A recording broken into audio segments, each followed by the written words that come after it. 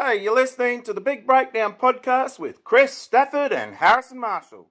Take it away, fellas.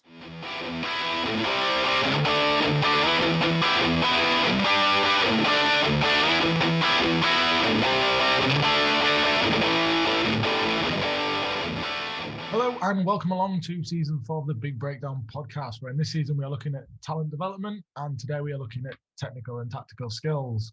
Harrison, we've got a brilliant episode coming up, sort of end our 3-episode bit on sort of overlaying with knowledge of some of the 3 key areas of the talent development pathway. Yes, I think it's been a very intriguing and cracking start to the season on the podcast, and I think we set the scene quite nicely with what's to come. And I think today will give us the final jigsaw of that puzzle before we start talking to some real class coaches around how they actually begin implementing it in their own environment. So yeah, look, I'm eager. I can't wait for this chat. I think I'm going to learn loads. I've already written half a notebook on everything we've learned so far on the podcast this season, and we're only 3 episodes in. Yeah, there's been a lot, and I think there'll hopefully be a lot of stuff that we cover in this episode that sort of aligns to the previous few that we've had as well. I think we'll be covering a lot today, looking at sort of what it looks like on the grass. We've covered a lot of the side stuff. Now we're looking at what it looks like when we get on the field and how we can really develop these players as rugby players. So today we are joined by Russell Earnshaw. Rusty, a former Premiership player, represented West Hartlepool, Bath and Rotherham, successfully winning the European Cup with Bath. In 1998, Rusty joined the England Sevens in the Commonwealth Games and was selected to play for the Barbarians in their match against Germany in 2000. In 2007, Rusty moved into coaching, working with Birmingham and Solihull, England Sevens, GB Students and England Under-18s Women. Then moved into the men's pathway, coaching England Under-18s and Under-20s. In 2018, Rusty teamed up with John Fletcher to create the Magic Academy, which aims to help coaches create better experiences for themselves and their players. Rusty joins us today to discuss coaching technical and tactical skills within the player development pathway. Rusty, how are you? I'm good, Kris and Harrison. Thanks for having me. Kris, great of you to tidy up your room in order for me to be on. I love the fact you've just thrown all those bibs in the corner and there's a couple of balls that aren't blown up. Yeah, they need the bibs need washing. There's some water bottles down there as well, and then balls definitely are for the bin. Or unless someone wants some balls with no grip on for their training, more welcome to come and pick them up. There was a kid to go there. So cheers for coming on, Rusty. What we've looked at sort of so far, we've looked at athletic development, we've looked at psychosocial behavioural stuff, and this is sort of the last in the 3-bit series before we look at what it looks like in actual environments of looking at on-field stuff now, so that technical and tactical sort of side of the game for sort of the talent development pathway and that grassroots coach. I suppose sort of about kicking us off really, sort of, can you just sort of maybe give what do we mean by these things? Because there are words that coaches use a lot of, but actually, what do we mean by technical, tactical, and how can we easily bring them to life within coaching? That's a good question, isn't it? And I guess, well, just quickly, so some stuff that's probably helpful, like I played professional sport and didn't enjoy it.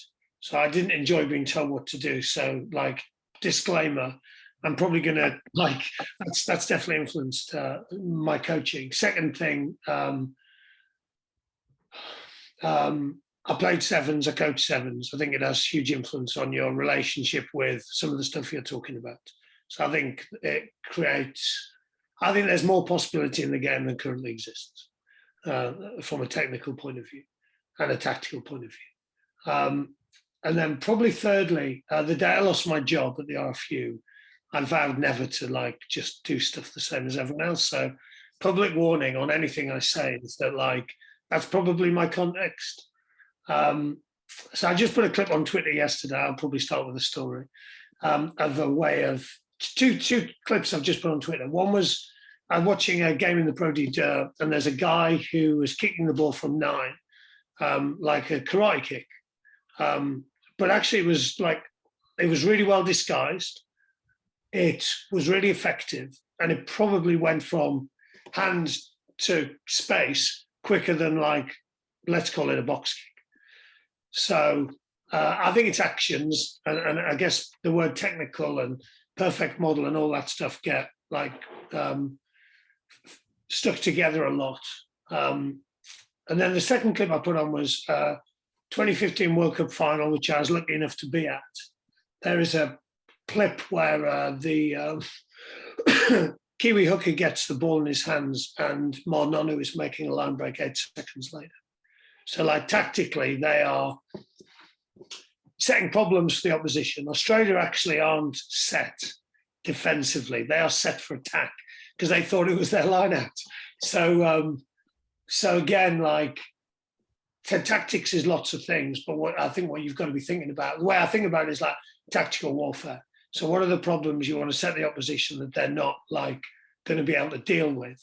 And then I guess I then work back. So I start with tactical. So what are the and what are the things that go into tactical? Like, well, obviously, like, the strengths of our team are really important.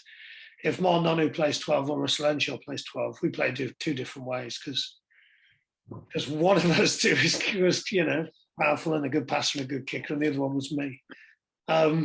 It's based probably a bit upon our identity as well. So, like, there's some teams that I feel have lost their tactical identity over time, whereas if you were to say, you know, what do Saracens stand for, I think you'd have a pretty good idea, albeit they are tactically evolving and moving the game on. If I told you, you know, if I said the Harlequins, you would go, okay, they keep the ball alive, they entertain, you know, defensively, they're trying to force the opposition to have rucks so they can play off, you know, transition balls. So I think the weather clearly influences tactics in this country. You've got to be able to play in the wet and you've got to be able to play in the dry as, like, two very basic things. And then what I think, and then where I see, like, technical or actions fitting is they just come from that, really. So, for example, we want to play with a aggressive, defensive formation that traps the opposition into places they don't want to be trapped. Then we need to coach, like, some actions. And lots of those will be linked to scanning because, like, expertise is in the eyes. So understanding what to look for and how to look and then what to do is helpful. And I guess that becomes tactics when we're kind of seeing similar pictures. People will talk about shared mental models or shared affordances or whatever the language is. But for me, it's like, oh, you know, if I was to get, you know, Kris and Harrison to both close your eyes and say, right, Harrison, what's Kris seen? You would hopefully see similar stuff. So I guess that's probably what I think about. I don't, when you asked me the definitions, I got stressed because I thought, oh my God, he's going to, like, it needs to be Oxford English Dictionary. And why, what do you think? Thinking of that fire alarm's just really scared me. Expecting that. It was an alarm for unclean kit room. Am I going to have to run here? That might be a little awkward.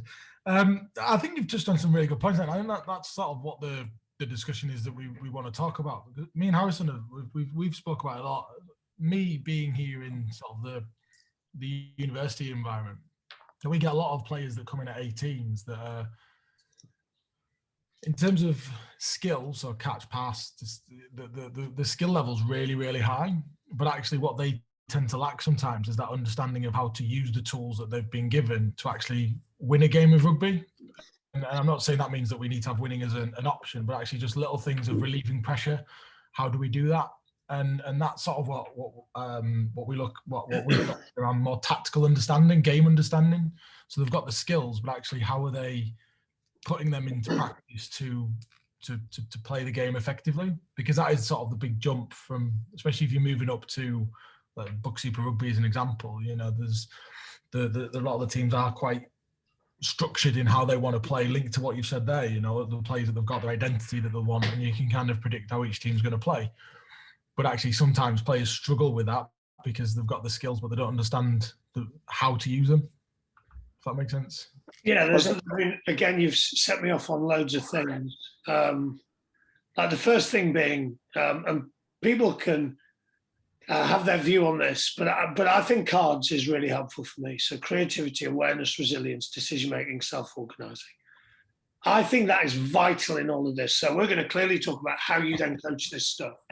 So if C stands for creativity versus conformity, then I coach them completely differently. So unless I have clarity as a coach, I think what you're talking about is, with the closing out the game, is awareness and decision-making, especially. So actually, if I have the ball 1 yard from my line and we're 1 point up and we're 1 point down, if I'm aware, I make two completely different decisions. Now, granted, France lost to Scotland, didn't they, in the Six Nations, because they didn't kick a ball off the pitch, and Scotland went on to win. And there's a recent video of a South African schoolboy game, wasn't there, where the guy kicked it out, celebrated, and everyone else realised that he didn't realise his team were losing, and he was the kicker who just missed the last kick. But I guess, so when we start to talk about practice design, for me, it needs context. So it needs weather, time, score, because all of that stuff influences the stuff you're talking about. So they have the catch pass, but when and why? So at which point do I need to pass? At which point do I just need to get the ball off the pitch as quickly as possible? I would suspect, on average, training I watch, and I watch a lot of training, would lack context 95% of the time. It's interesting, one of the teams I work with, we've had an experiment around this. So Joe won't mind me saying, Joe Alabin Oynak, they're pretty I think he's just starting to realise how important this stuff is. He's not starting to, but so every single meeting, every single session starts with scenarios. So even if they're inside, ruck here, 4 attackers, we've only managed to get 2 on the blind side. It's last play of the game. Opposition need to score. Who thinks they can defend it? How are we going to defend it? You're not allowed to speak to each other before you do it. So that type of stuff and for me, I guess what sits alongside why cards exist is I want skillful, adaptable players. So I think what you're saying to me is you've got some skillful players who sometimes can't adapt based upon either the picture in front or the score or the time. So how do we coach that? Well, we probably don't rub too much of the game out. So practice design is probably relatively close to the game. Granted, if we just played 15-a-side all the time, the fellas on the end wouldn't touch the ball that much. And we talk about context a lot. Well, what happens if? So creativity, what happens if the score was different? What happens if that line out was 10 yards further out? Would that change anything? What happens if Russell Earnshaw was playing 12 instead of Mon on it? Or do we attack that space instead? And I think a word that helps me think about all of this is dictating. So when I talk about tactics, are we dictating or are we being dictated to? So there's a great clip on Twitter, you might have seen it, of a guy running a short line off a ruck. And of course, everyone finds it really easy to structure defenses and go, you stand here, you do this, you do, and no one sees him because he's broken the rules of attack, hasn't he? He's secretly sneaking up. So in order to have skillful, adaptable players, we need to keep presenting different scenarios, different problems. But then the other bit is the craft of coaching for me is so once we've set up, really good problems in training, how do we then coach? What are the coaching skills? Because I see lots of activities being run. So someone stood, and I was with a hockey coach yesterday, and he's doing a brilliant job of this. And the other coaches, so every single one of them was stood in exactly the same place, because it's quite a good place to stand to oversee activity, to maybe go, okay, we're going in 3, 2, 1, as opposed to coaching. I've gone off on a few tangents there, so many apologies. No, I think it's very interesting what you said there. I think one of the keywords that really stuck out there, and it's keywords that working in the development pathway myself, is that word being adaptable. I think our role as coaches is to create adaptable players, because every environment they're ever going to go into is going to be different and unique. And it's interesting to know where you link it back to. What are we dictating or being dictated to? Well, we need those players to be adaptable, not just to different environments, but different systems that you might find yourself in the pitch. And I think that example, I saw that clip on Twitter where that lad ran. It's amazing how players, because of the key skill I think you mentioned at the start was scanning. How scanning can be completely missed, and that's a big clog of being adaptable. So if we're dealing with players in this pathway, I know you've given a couple of examples there around using scenarios. How are we looking to create players who are comfortable being adaptable, but also trying different technical skills, like the karate kick, kick over the top? I know it was a great bit of innovation, but how can we create an environment that's kind of safer and to enable players to try these innovative ideas without feeling like there's massive success and failure if we are going with the scenario based session? God, I've written loads again. Not easy, is it? You can't just go into A and B. Just some stories again. Well, if we think scanning is important, then why are defence coaches stood behind defenders? It's probably my first question. The reality is that team that was conceding, their defence coach probably spends a lot of time standing behind defence. It's definitely an option of a place to stand. I wouldn't be standing there that often. I think sometimes you've got to signpost it. So it's interesting, isn't it? So you will get lads come into your environment that have been in other environments and have some norms around, like, can we, what's the power dynamic look like? Am I allowed to speak? What happens if? So I think signposting pretty early on is critical, isn't it? So Fletch did it really well with England in the pathway. He would just go, look, I'm going to remember your 3 best picks from this camp, everyone. I'm going to delete everything else from my memory. We want you to try stuff. And sometimes people go, oh, wow.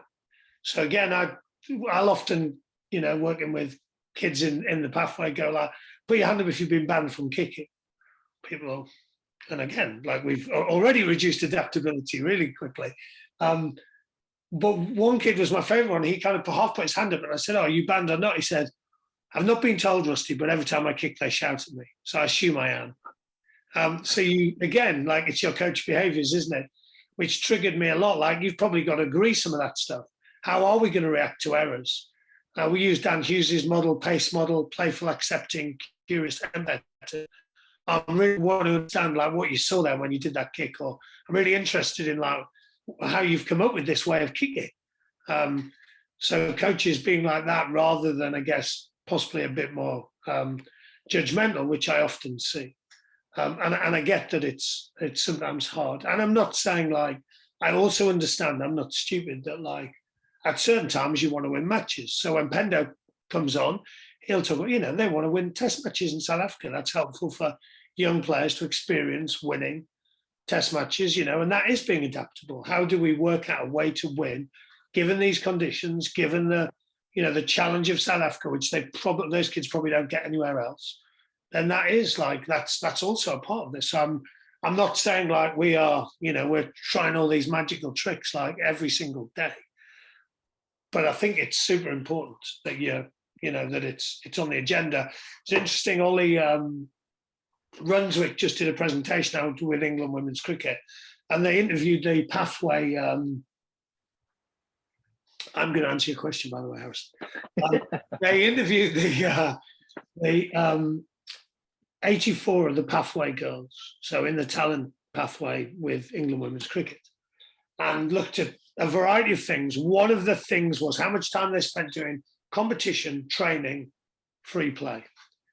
And the free play was the lowest he'd ever seen in any sport. So I also think, there's some schools you go to. So Brighton College is a good one. I know it, from going down, spending time with Nick and Marcus and some of their other players. People are playing touch rugby at break time. Versus my son's school, there are signs saying no ball games.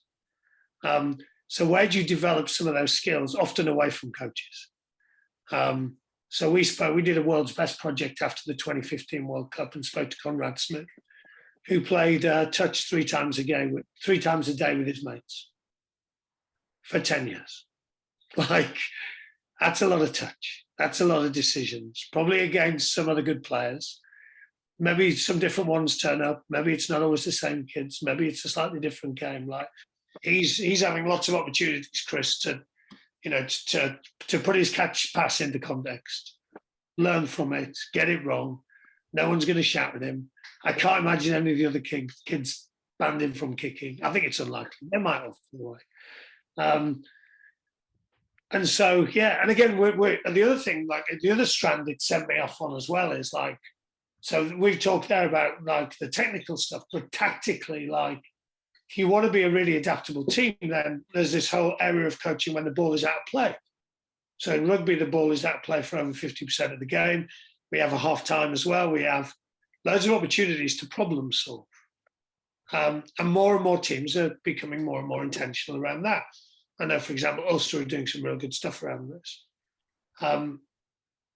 And so, like, the players being able to, like, get together, what's the problem, what's our solutions, what are we going to do about it, what's the most important thing, boom, sort it out is also, I guess, an area of coaching we've got to be good at. So how good is, maybe reflect upon, especially if we've got a coaching team, it might be helpful for one person to be responsible for noticing and supporting players when the ball's out of play and being more adaptable.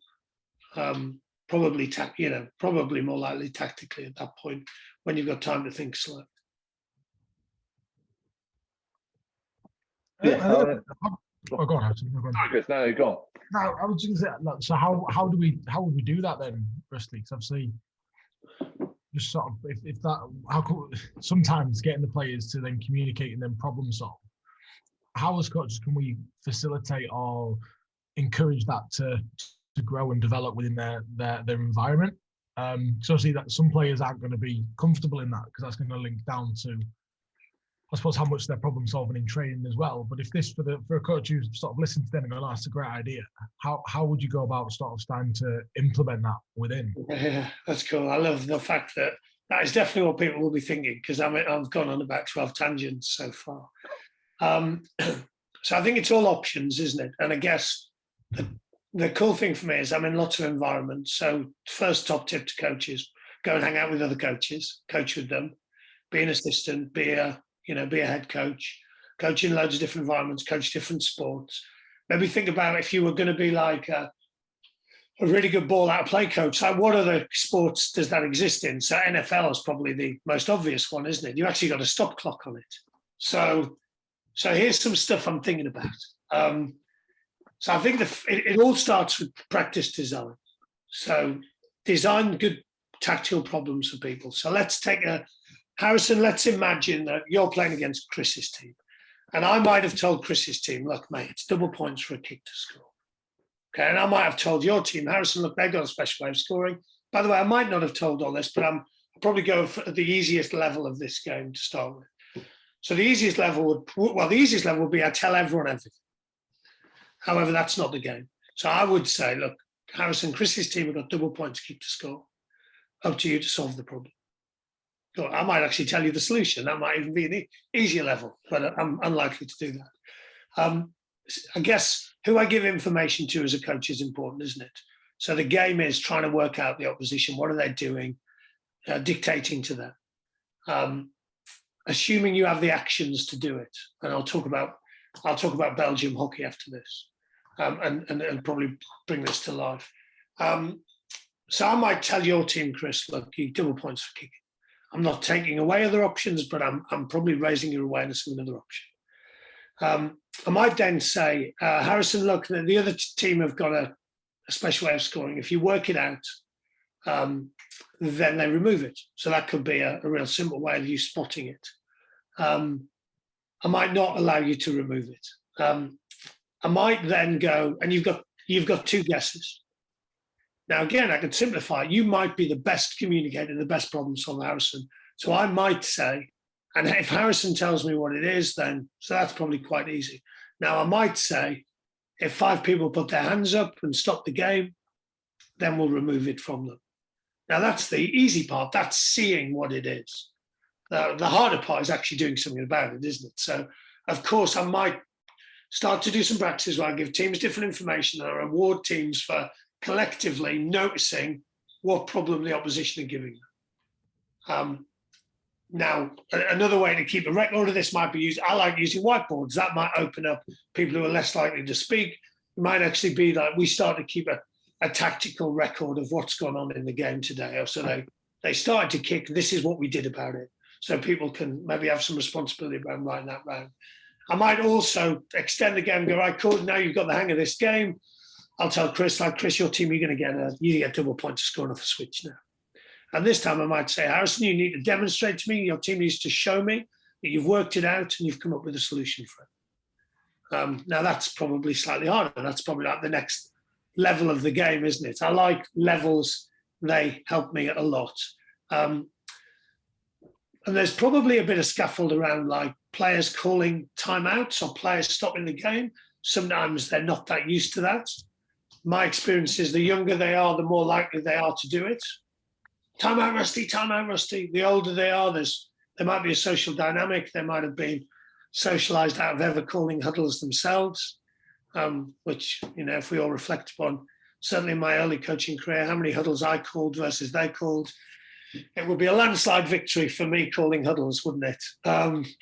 So probably some stuff there. I might want to help them. So a really good example of this. So at the Wellington Festival, similar stuff going on and similar activity. And it was a mixed group of players. So it was kids from different academies and a lad from Newcastle Falcons who was 15. There's a classic schoolboy, talent pathway huddle. Everyone's speaking, no one's listening. Some people aren't even, and it's so much information. And one of the kids goes, hang on, okay, everyone just take a step in if you can hear me. Everyone takes a step in. Okay. So what I think I've heard is that we're going to do this and this. And probably like if we were to think about scoring it, we would probably score this and this. Everyone cool with that? Everyone? Yep, cool. Awesome, let's go. And the coaches were like, what just happened? But of course, I say to McNulty, and he's understands that those are really important. Let's call them technical skills, but they're skills that are required to be an adaptable player. And of course, so also is listening. So we would do a lot of, and again, think about how you feed back to this. So a couple of options with this might be grown-ups stand on the outside, listening to the huddle and share the best stuff, or so we've done it and you call it like a goldfish bowl, where I might go, look, I love, I was listening into your problem solving, Kris. I thought, you probably got your 2 key points across, but are you sure that everyone understood it when they left the huddle? So we might talk a bit about almost like the mechanics of the huddle. The other option is that teams watch other teams' huddles. So you might, if you know that it's the switch and Harrison's team's called a huddle, you might listen into the huddle and actually go, oh, okay, they're pretty good at this and they've worked it out. Now, of course, you can then adapt it. So I do like this kind of tactical script of the session, like you did this, we solved it with this, we did this. And I think you can do that on an individual level as well. So I had a kid, Fast George. So George is, last week, George is the quickest kid I've ever seen at that age. So he would have some of the issues that come with speed, like he's not that strong at kicking. And people, when they pass the ball to him, just stand and watch him because they assume he's going to score. So we basically went through that with George. So George is initially getting the ball, scoring. We help defenders understand how to defending, probably stand outside him. Cool. George now has a different problem, which he then has to kick. We then start to talk about backfield and introduce some stuff that's going to help it with backfield. George now has to now think about, okay, well, maybe I move to another position on the pitch, or how do I work in combination with other players, which essentially is stuff he's never had to do. I guess if you call all of that technical stuff, then that's technical stuff. And then the story that kind of brings this all to life for me is so Belgian hockey, so obviously do a bit of work in hockey, they went to zonal 4 years before everyone else. So they were tactically pioneering. Because don't forget, to do this stuff, you can't just how many times as a coach have we all gone, I told them this week they were going to the opposition were going to do this. Or if you imagine, when Quins won the Premiership, if you were playing Quins that week, the B team probably got to be Quins for 20 minutes max, and that was your only preparation. Yeah. So if you were so if I pick out two contrasting styles, if you were Exeter, you probably only trained against Harlequins for 40 minutes that year. Most of your training is often against yourself. And the B team, when they try and be Quins, they often get told off. Although Rob Vickerman did tell me, like, it gives you a superpower wearing the bib and being in the B team. You're suddenly in the Barbarians team, aren't you? We all know that. You've got Barbarian shirts. You just don't know it. So they won a Europeans, a Worlds and Olympics because no one could catch up quickly enough. And you think about, in rugby, it's probably the All Blacks, isn't it? So what were they doing before everyone else? They were doing kick to score, so multiple kicking options. They had skillful forwards who integrated seamlessly with the backs in phase play stuff, and those things like got them ahead of people for a period of time. We then went through a phase of like set piece, kick, aerial contest. So South Africa, no one could tactically deal with that, and that suited the South African players. Now, there is no point coaching South Africa if you haven't got a lot of beef in your forwards and a good kicking 10 and some good aerial wingers. Lots of people did, by the way, and they finished in the middle of competitions or maybe down near the bottom. And I guess like people are always trying to think, well, what's the next tactical innovation? And I guess what are then the skills that are needed with it? Transitions, really, everyone's talking about transition at the moment, aren't they? Like scoring off turnover, more likely to score, one phase or less, really. So coaching the jackal is like, as it becomes harder and harder to turn the ball over, like the Jack Willises, the Ben Earls of this world, their skill set's really high value. A long answer to a short question. Yeah, no, I think once again there's lots of kind of key threads in it. Actually, a lot of it, some of it reminds me of the conversation we had with Mark Bennett last year around trying to create different tactical problems for the players to solve themselves. And actually, a lot of that got me thinking of the environments that I work in, and actually which players in my head now would actually be brave enough to stand up and after a timeout and call their own, kind of call their own huddle. There's quite a lot of there's quite a couple of good ideas in there that are probably Yeah, and again, like we're talking about on the pitch, but there's a lot of off-pitch work here as well, isn't there? There's like, as coaches, we're often on the pitch, but like the stuff we do to prime the session. So we might send them the scenarios in advance of the session. We might go, look, in today's session, we're going to play out 5 of these 10 tactical problems. That might help people, mightn't it? We might actually pull in a group of players who we want to develop their skills around this. We might actually pull in the 3 or 4 players that are preventing other players from developing these skills, and actually like go, look, we'd love you to ask questions today. We did a really nice piece of work, and I won't mention the name, but he's playing in the Prem at the moment in the fly half, and looked at his language as to whether it was generally like positive, negative, or productive, unproductive, and whether it was like a question or tell, and it was predominantly negative tell. And so that was potentially getting in the way of, like you said, Harrison, like some people in that environment with that player in your team might not have wanted to do that, which again links us to like how we pick teams is important, isn't it?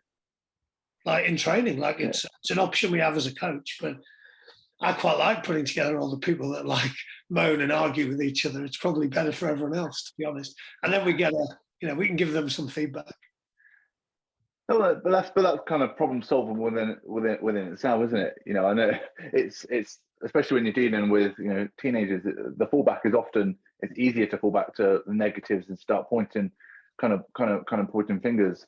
And actually, I quite like that as an idea. I think once again referencing back to Mark around, one of the games that he kind of introduced us to that I've tried is, you play a game, and then you've got 30 seconds to write down on a whiteboard, what are the key tactical things that you're noticing from them, and then come up with a plan. And actually shortening that time made it really, it puts the players under that pressure to, right, can they be key communicators as well within that? And something that we've introduced this year is around, and we introduce it in games as well. As soon as the break in play, it's like, let's get everyone together and let's make a plan. And yeah, it's, you've triggered me on two things. One is that Fletch often would say you can't speak in the breaks, so you have to talk while you're doing stuff. But also like the variable times around it, because it's also helpful to relate it to the game, isn't it? So like under the post, you have a minute. So we could start. So when I was last over at Oyonnax, we started a scenario with kick a goal on the touchline, the team kicking at 1 point down, 2 minutes left. So the team under the post have to have a discussion on, well, hang on, if he gets this, we're 1 down and we've got to think about that. If he doesn't, and then what's our tactics around kicking? And I think for me, it's like, it's the spirit of this more than anything. The reality is you're not going to cover every single scenario. So I do a bit of stuff for New Zealand Sevens, and we lost in the semis of the Commonwealth Games in extra time to Fiji with 5 players on the pitch. So those players, many of whom have played a very large number of World Series events and Sevens matches, had never been in extra time against Fiji with 5 players on the pitch, having just defended for a minute with 5. That is a scenario they would have never had in training, in their lives. And so for me, it's the spirit of actually how do we create, I guess we're talking about skillful, adaptable players, people who can solve problems when it's really important and you might need to win a match. Yeah, I totally agree. I think a lot of the conversation we've spoken around so far is kind of this, probably more around the tactical side. Now, in terms of relating it back to some of the technical points, and we might delve into some maybe some skill acquisition stuff here. Now, I know there's a lot of arguments out there around kind of the implicit, explicit skill zones, game zones. Is there what kind of methods have really kind of worked for you in terms of honing skills? I mean, we're talking about generic skills. You catch, run, pass. I know that you've mentioned briefly around Conrad Smith going out and playing, lots, and that's how he's practicing, the affordances of what kind of passes he can throw. But do you think just playing the games is the easiest way to do it, or can we break it out and go with a bit more of a block practice approach? They're both options, aren't they? So yeah. There's probably lots in between as well. It's I think we often as coaches we get slumbered into thinking one or the other, and one's right and one's wrong, or this is how I think levels. So levels helps me think about all of this. Yeah. So let's take the tackle in rugby. Like hitting a tackle bag might be like, I don't know. Someone said to me today, it's level 3, Rusty. Cool. What's level 4? Well, level 4 is like it's moving. Level 5 is there's no tackle bag. Level in a narrow space. Level 6 is wider space. Level 7 is more of a whatever. And it's different for different people, isn't it? Because someone who's good at tackling big fellas, actually might be a little fella who's good at so for me it's like probably one of the things that helps me quickly I think about, and Fletch said this a lot in the pathway, was like, what's the one reason they're going to play for England and what's the one reason that's preventing them? So that would help me probably have a bit of clarity around most important stuff. And I would be really strength-based, but I'm also understand that if you are a small, skillful fly-off in the Premiership, you're going to have to make tackles. And you might have to clear the odd ruck, but not many. But it's, you need a minimum threshold. I think people do their own learning. So I think it's, seeing, there's a hockey session yesterday and seeing the under-12s run on the pitch and practice skills on their own was exciting for me. They were excited to get out there and practice stuff. I think again, if you need to refine something, then I like the idea of levels. I like old way, new way. Someone's been doing, they're kicking and they're falling backwards perhaps, and that's having impact upon distance, then you might, help them to understand that following through is helpful, but also go back to the old way so your brain can process the difference. I like rondo games because they give you lots of touches. So a small number of games I play a lot of rondos. And what would I do? Well, if I want wider passes, I make it wider. If I want them to be introduced to contact, I probably Chris's try line's 3 yards from my try line, so no one gets to run up. And then again, we can increase the level of it. Levels helps me a lot to understand this. Again, my bias, I think the kids should get to like 16, 17, 18 in rugby and they should be able to pass and kick off both feet. And I think that's perfectly plausible. However, I work with and have coached players who've been playing for 10 years and playing a lot, like academy, DPP, can't kick off either foot, can only pass off one hand. Predominantly because of their position and because, in my opinion, of coaches putting limitations on them. Rather than, clearly this podcast will be linked to lots of the psych stuff where people are, well, I can't kick Rusty, I can't do this, I can't do that. So that's where levels and some mastery experiences, but also like the environment and peers is vitally important as well. And so like I get really agitated when I coach a 16-year-old who's been told they can't kick or they're not allowed to kick or they can only kick off one foot, because it is hard in my experience, especially if you haven't played kicking sports, to add that stuff later on. I think it's like super hard. It's not easy, is it? So I guess that's some of the stuff I'm thinking about. And when I say people do their own learning, generally I want people to go like, so if I was to go, look, here's today's session. Okay, Rusty, it would be awesome for me to see if I can get 20 effective left-handed passes in this session. Cool. And so people would have, in my world, people probably a whiteboard, put some challenges on, helps me because ultimately I get excited about coaching individuals. So someone said to me yesterday, I'll get quite bored with doing the same sessions. So I would play a small number of games. There would be different levels of the games, but what would excite me would be coaching the individual, because ultimately that's what a talent pathway is, by the way.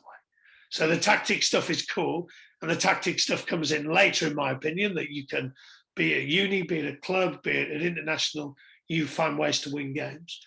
If you're working in a talent pathway, your job is to help people be individually better at rugby. And I will take a head nod, Kris, as affirmation on that. Now, that is also, that's not just individual. That's like, okay, how can I play well with Harrison? How can I play well with Kris? Like, they are like super important, aren't they? So the individual stuff's vital. And for me, I would like have it that they set their own challenges in training, ideally. I prefer interactions from them to me rather than me to them. And then, of course, it's my gift or my option as a coach to be able to go, hang on a second, like, Kris, like, come on, mate. You could do more than 20. Or, do you know what? It's 20. Like, should we start with 10? And of course, it's also my gift to get other players to help you. So, like, it's helpful when you coach people like, Tom Curry or Mark Smith, and they're just great humans and they want to help other people get better. Because I also think there's a huge value in peer-to-peer coaching. Probably my favorite example, we just had a Sedba camp, and Hugo turned up from Switzerland, and he's going to rugby school, which is ironic because he's never seen a game of rugby in his life. He's never played it. And we just said to the lads, look, secret mission, Hugo has the best week ever. When his parents turn up, they can't believe that he's only played rugby for 4 days. Who's up for it? And they got the salt, pepper, and everything out. They're they're doing the tactics with the salt peppers. They're doing the technical stuff right around the back of the boarding house, like every possible minute. And that is, again, like Hugo's going to go away and he's going to be really excited to go and do some more of his own learning. Like, so I like challenges. I know some people have a poor relationship with that word. I have quite a poor relationship with the word technical, if I'm brutally honest. I don't like the word. I think people think it's one fixed way of doing something, and I don't think it is. I think it's skill. I think it's actions or skill. But like, so that peer-to-peer stuff for me is vital in this as well. I think after we had the conversation with Mark in the last season, it was one of the ones where actually what he's talking about is around that learning environment is really empowering. He really wants you to get it to do it, but actually also for you to do it new, to change the way that you've been doing it is actually really, really difficult. You know, I said to Harrison actually, where just like, I need Mark with me for like a week to knock the bad habits out of me.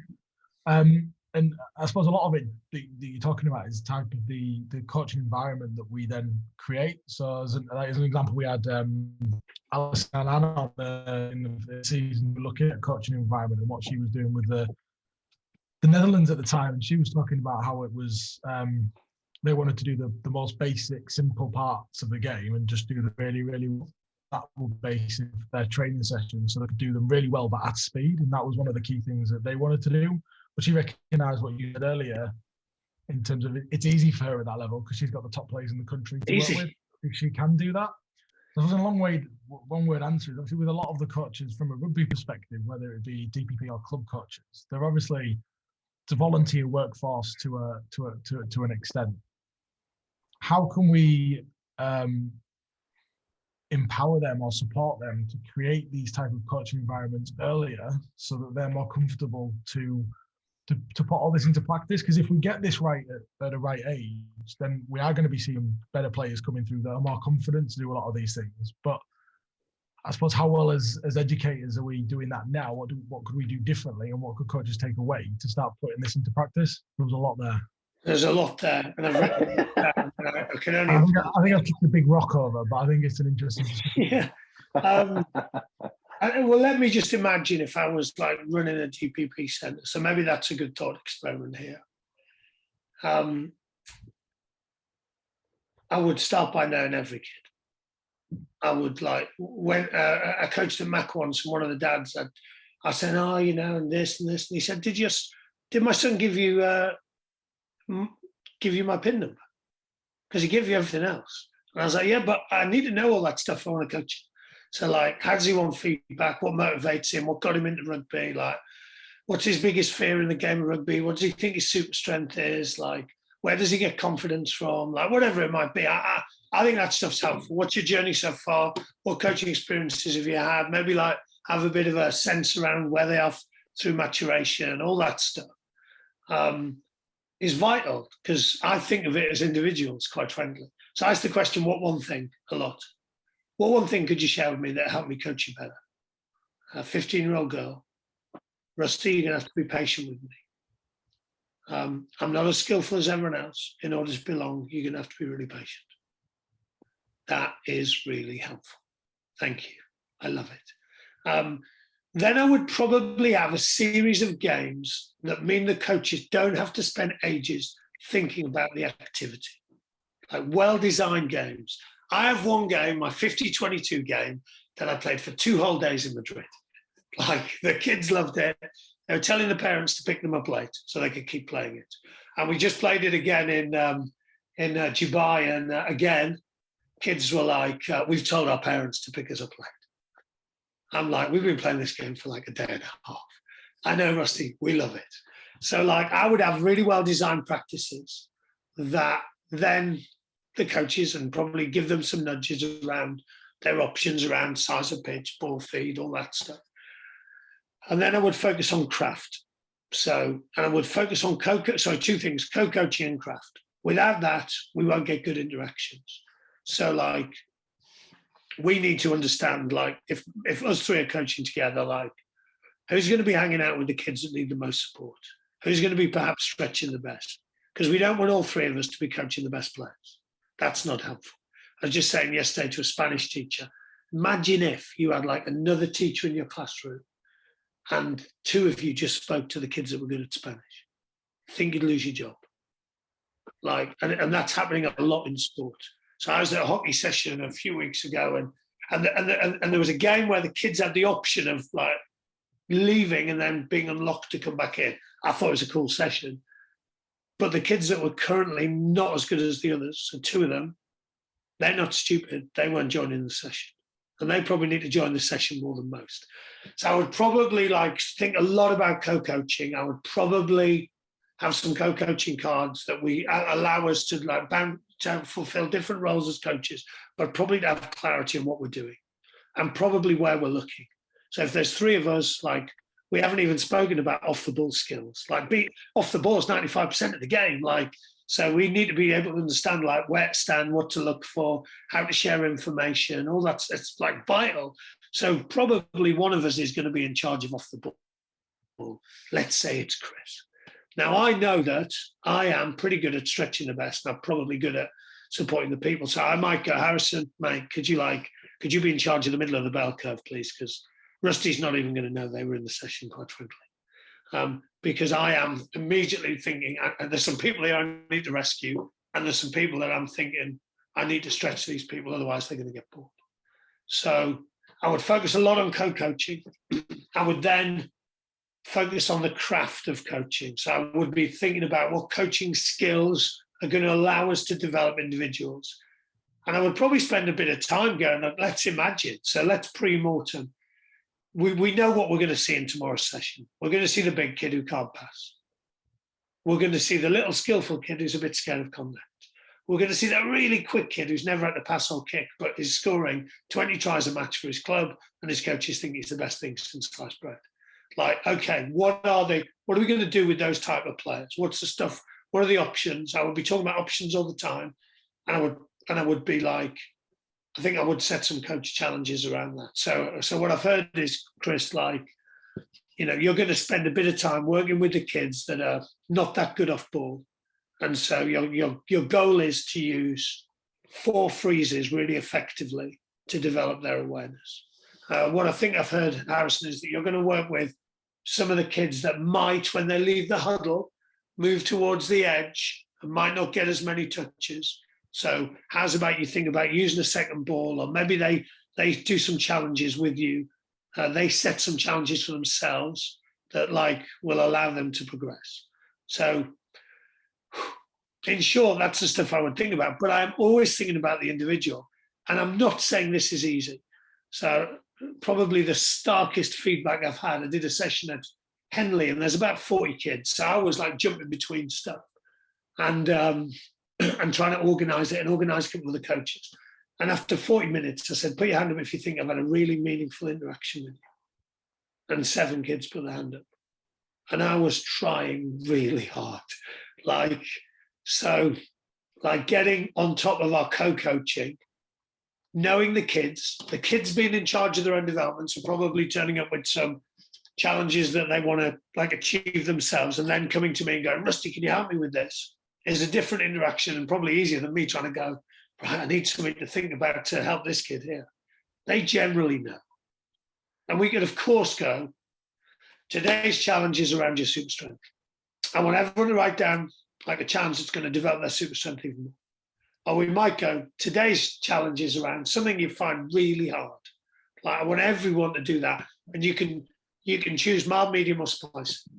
Again, I think choice is super important in coaching. We could do it better. I think I would try and and I think every day will be coach development day. So what do I see? I see a lot of, people stressing about the practice design. Take that away from people.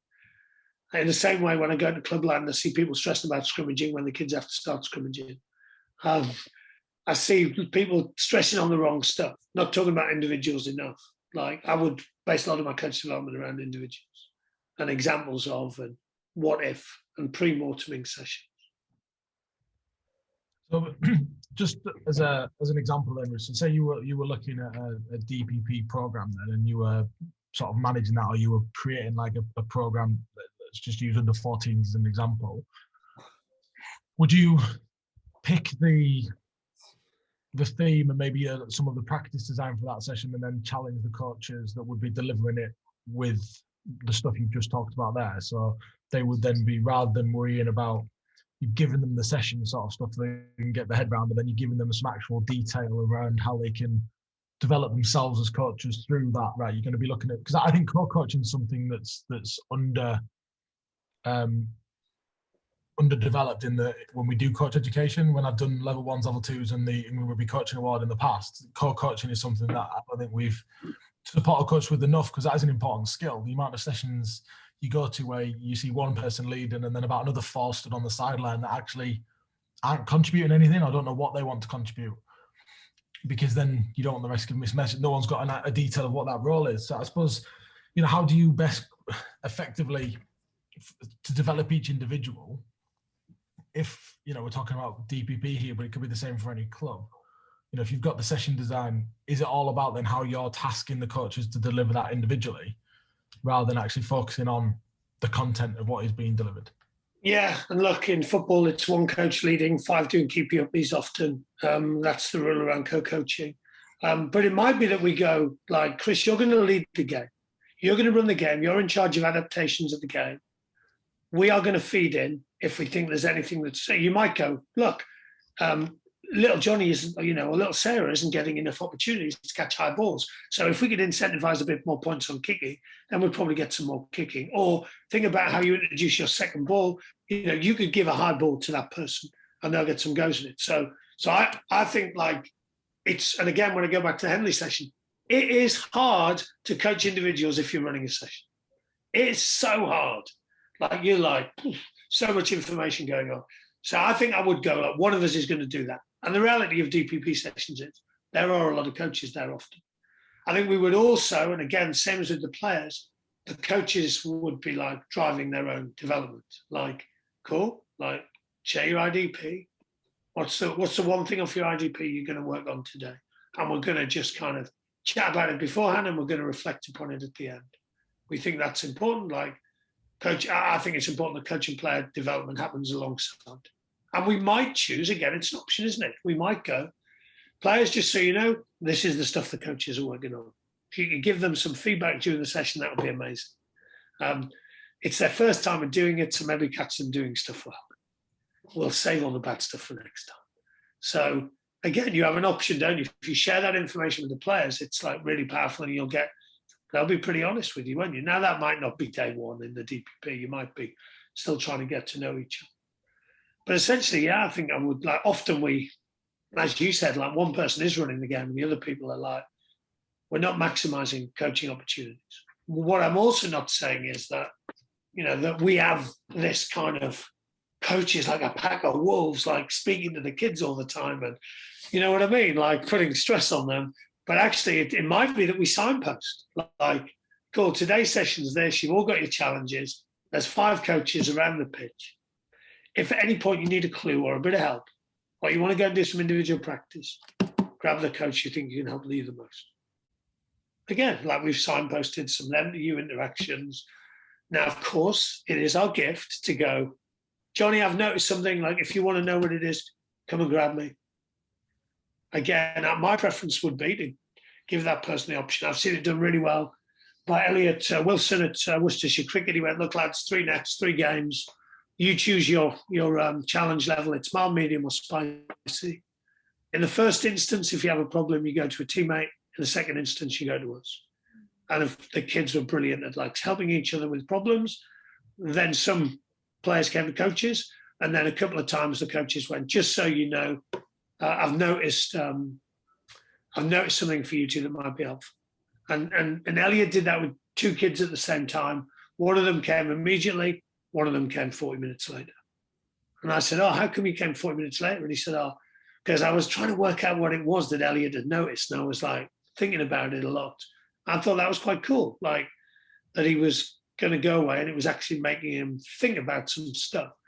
And of course, some people don't want their feedback immediately. They might want to, and some do. So I asked Marcus Smith one thing to help me coach you better. He said, give me more feedback in the moment. I asked a girl at Christ Hospital to share one thing with me that'll help me coach you better. She said, everyone thinks I want feedback on my own. I don't. I want it in front of the group. It's like, that's helpful. She said, well, of course it's helpful, because, like, if I'm working on something, it's helpful for everyone else to know. If I've got strength, it's helpful for everyone else to know. I think that's a very, very cool way of thinking. And it reminds me of the episode we had with Andrew Abraham last week, and he said that he kept asking his son, what's the best kind of feedback, and actually the best kind of feedback is the feedback they ask for. So I like that. That's because that means they're invested, and it's quite interesting, that story. Andy's class then, isn't he? Because he's like coaching Freddie and the young Otley Zebras, and he's got all the knowledge, and of course he's like translating it onto the pitch and working out, options. And I think it's amazing. Like, it's brilliant. Yeah, it is. It's mind blowing, some of it, and it's that's I think that's what Andy's really good at. But no, I think I've learned a lot. I think there's a lot of things I want to go out and apply in my own environment. I think, like Kris said there, I think for us as coaches, about being brave. Change. And change doesn't happen overnight. And we'll keep asking the players to become adaptable, and but that's got to be required for us as coaches as well. And actually, sometimes there's nothing wrong with not knowing the answers and letting. I think the RFU refer to it as being in the learning pit, and sometimes getting in there with the player and actually trying to figure out solutions and actually getting them to take the lead on it can actually be more profound than us just giving the answers all the time. Yeah, I like the word clues. Like, if you want a clue, come and find me. And again, like, just to build on what you said, like, we're just adding coaching options, aren't we? Like, one option is that the players come to us for feedback. Another option is we give it to them. Another option is we ask permission before we give it to them. Like, another option is that we scale, or we use a metaphor or an analogy. Like, they're all options. And I guess, like, where do you, again, that probably to build on your question as well, Kris, like, I think like player and coach development should be happening alongside, like, the DPP should be a thriving hub of coaches. And I think it is in most places, to be honest, developing themselves. I think it is, like, because people often are in their clubland or their schools and there's some stuff there. And actually you go to the DPP, slightly different group of players. You might see them less often. So if you mess up, it's less of an issue. And I think, like, with good ACDOs and people around there, obviously got people like Dicko up in Yorkshire, and Jack Pat down at London Irish, and loads of people who are doing great work to support those coaches in the DPP. I think it is the place where you can go and try some stuff, get a couple of bits wrong, throw a couple of pieces of paper in the bin. That's how we all get better, isn't it? Definitely. Which I think we have to.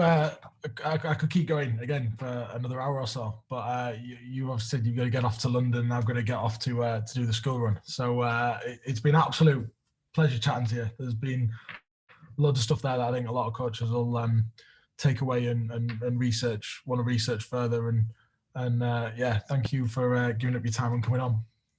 It's a pleasure. Thanks, fellas. Thought you could say you had to rush off to tidy the room that you're in. I'll leave that for another day. Cheers, fellas. Have an awesome day. Right, so we better make this review quite quick, because apparently I've got an office I need to go and clean. But another brilliant guest who I think has left a lot of learning moments for coaches in this episode. Oh, yeah. And you've got a hell of a job cleaning that office. I can't believe we finally had a guest that's called you out on it. No, I think there's I thought it was a cracking episode. I think it gives a real insight into the work that Rusty does, and it's just, you talk about being a pioneer of innovation, and we almost had it within that episode itself as well. So I thought, there's lots of key takeaways, and once again, I think you can agree we've got plenty of notes that we've stolen that I'm going to implement in my own environments, and I'm hoping like there should be lots in there for other coaches to listen to and use as well. Yeah, again on that though, Matt, I think we've touched on it, and we spoke about it before about the stuff with Mark Bennett. Is this stuff is really, really good, and it will help develop players, but actually it's hard for when you first start doing it. You need to be consistent. If this is the approach you're going to go down, you have to be consistent with it, and it will probably be tiresome to start with because of the amount of probably extra work off field that you'd have to do to get in line to be able to make sure you're doing it effectively. And you are going to get it wrong, you are going to trip up, but actually if coaches started to do this through the pathway, we'd start seeing better players sort of on field with all them different things that linked to cards, the awareness, the decision making, the level of creativity that will be better. And I think if you are going to do it, you've got to commit to it for it to be able to work. Yeah, and I think the kind of the main kind of the one that really stands out for me across that whole hour is that we're looking to develop skillful and adaptable players. Now we're looking to do every element of the pathway. For me, it's ensuring that we can do that from under sixes all the way up into adult rugby, because even in adult rugby, you're going to find yourself going to different environments. You're going to find yourself, in scenarios within a game that you've never experienced before. He gave the example around, Fiji in the sevens series in the Commonwealth Games. In the semi-finals, they're down to 5 in extra time. They've already defended for a minute with 5 men. That's an experience that they're never going to experience again. Well, highly unlikely. And actually in rugby, and in any sport, you're going to have those moments in which tactically these scenarios play out, and we've got to be able to create tactically. We're going to be able to create players who are both skillful from, I think you referred to it as skill and action from a technical and tactical standpoint, and that's really hard. And like I said at the end there, it's we've got to be able to make sure we're doing that as coaches as well. That we're being adaptable. We can adapt to the environment. We can adapt to, and this is where it's brilliant. I thought it was absolutely brilliant. What is the one thing? What's the one thing you want from me that can help me become a better coach for you? I think he asked them, and actually hearing those different things, and actually individualizing a lot of it, is what's going to make players more tactically adaptable. Yeah. Yeah, well, because he touched on that point around that it's spirit, and that you can't coach everyone everything. There's just too much variables for you to be able to look at. But I think from a player development perspective, whether that's club, whether that's DPP, everything I got from sort of Rusty there was it was the individual first, and it was how they link to everyone of that awareness and decision making. And I really like this idea of when you're coaching, especially them age groups, you've got to be learning as well. What is your action plan? What are you trying to go for it? So many times as coaches, we put down what the session objective is, but what is our objective as a coach in terms of the skills that we want to develop to bring this to life?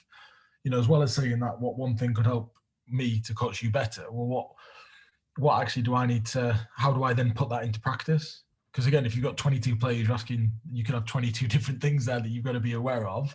So how are you using that with the other coaches to bring that to life? How are you doing the stuff that we kind of touched on it? I'm turning to my whiteboard. We've got a lot of mark stuff written on my whiteboard from the last stuff to make sure I implement it. But it's that stuff of teammate first, then coaches, in terms of giving feedback. Are you going to your group first to then and then you go to the feedback from the coaches, the next option? But even that idea around clues, even that idea around I've noticed something, come to me when you want to know what it is, and actually hearing that story of one lad comes away immediately wanting feedback, another lad actually went away 40 minutes it took for him to try and work out what the coach had noticed. I think that's brilliant, because you're really beginning to you're challenging some of those players will see it as a challenge. Of right, I want to try and work out what they've noticed, and I want to try and rectify it, because ultimately, I think most human beings are instinctively going to go with what they've noticed that I'm doing wrong, rather than noticing something they're doing right. So they're ultimately going to go and think, and that might be the complete wrong way. But that's where first is our coaching craft. I think he summarised it now. We have 2 ways we're going to do it: coaching craft and co-coaching. But our coaching craft is right. No, I've noticed what these things you're doing quite well. How else can we? How can we do it more often? And then you can almost set the challenges within the session itself. I know that you spoke around it before, but I thought that was just around the idea of clues and actually saying, not actually giving all the feedback straight away, and actually it relates really nicely back to what Andy said last week. The best feedback is the feedback they ask for. Now, I'm not going to give you it. If you want it, come and ask for it. If you can work it out and come to me and say, well, I think I know what you saw now. Amazing. That's you actively thinking about your game in the moment, which is what a game of rugby is, isn't it? Or a game of sport. It's any sport. Well, that's when we're making more awareness, more decision making, more. They're then going to be more informed when they get onto the field because they've problem solved themselves. It goes back to kind of what Ben Ryan said: is that as coaches we should be aiming to making ourselves redundant. That's what we should be doing. We should be putting more. But I think that is hard in itself because a lot of it comes down to having. Same as what I spoke about with when we had Kev Till on around that athletic development is a lot of I don't think a lot of that is focused because of coaches' confidence to be able to deliver it. I think sometimes coaches are more restrained from giving ownership to the players because they don't fully understand the game themselves. Therefore, they wouldn't be able to if the player then shows that they've got a more superior or better decision making, that it's a different skill then to be able to get that information from the player. Because you don't have to know everything as a coach. I don't say that I know absolutely everything because I don't. Players will know more. Don't look at me like that.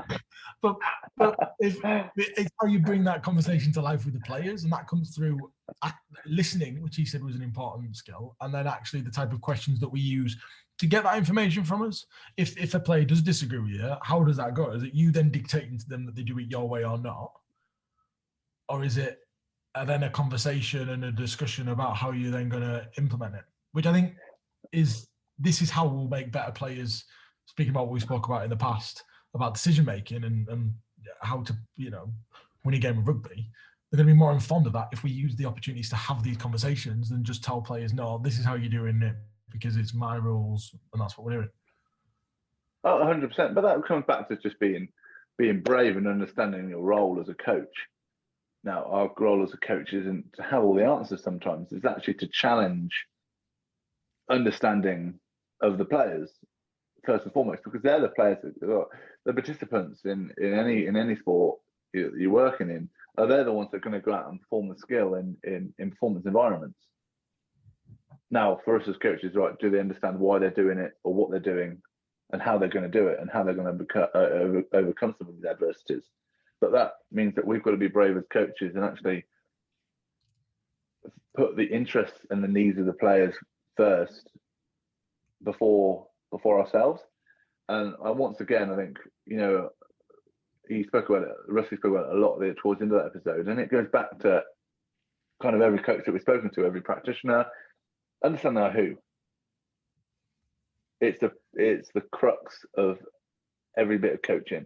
Understand our who, then that dictates how much what and how we implement our coaching craft and coaching methods. I think we should get this on t-shirts. It's a message we always come back to. But it is, and I think the more I kind of speak to coaches, I know that coaches I've not met before, when I do meet them for the first time, sometimes they're fans of the pod and they've already heard. But the conversation always comes back to, like, who are you coaching? And because that dictates everything that we do. We're telling the players we're adaptable. We need to be adaptable as coaches because we don't know who we're going to. We don't, like, especially for us in our environments. You've got a new intake of 150 players each year. I have a new intake of 50%. 50% of my squad leaves every year, and a new 50% comes in. I'm coaching up a completely different set of group of people, and I can't coach them the same way as I did previous years because they're different human beings. They learn differently, and actually, I think I probably will steal that from Rusty. But that question of what one thing you want from me to help coach you better is something I'm going to steal. I agree. I think it's. That's I've got a lot of one-to-ones coming up the next week, and definitely what I'm going to start with. What one thing do I need to know and get to know these lads a little bit better? It's especially tough in this environment when you're in the situation that we are, where we're struggling. We've not really won a game at the moment. It's actually getting to know the players and find out how to sort of build them up and get the best out of them. and the role that you then play in that as a coach. It's not always about just tech and tack stuff. It is more about the individual and what they can do to bring that overall cog within the team to be better. So there was lots there. I'm quite self-conscious about the state of this office, so I'm going to quickly clean this before I nip out and do school run. That's one thing I'm taking away from today. So we'll be out in 2 weeks' time. So we've covered our little bit now, looking at the athletic development, psychosocial behaviour, and technical and tactical. We're now going to be looking about what that looks like in each environment. So we've got an exciting string of episodes coming up, sort of delving in that in more detail. Charlie's got all of our social media details at the end. Make sure you give us a follow, give us a like. By all means, send us some feedback. And we'll see you next time. Cheers for listening. Don't forget to join in the discussion at Big Breakdown HQ on Twitter, Facebook, and Instagram.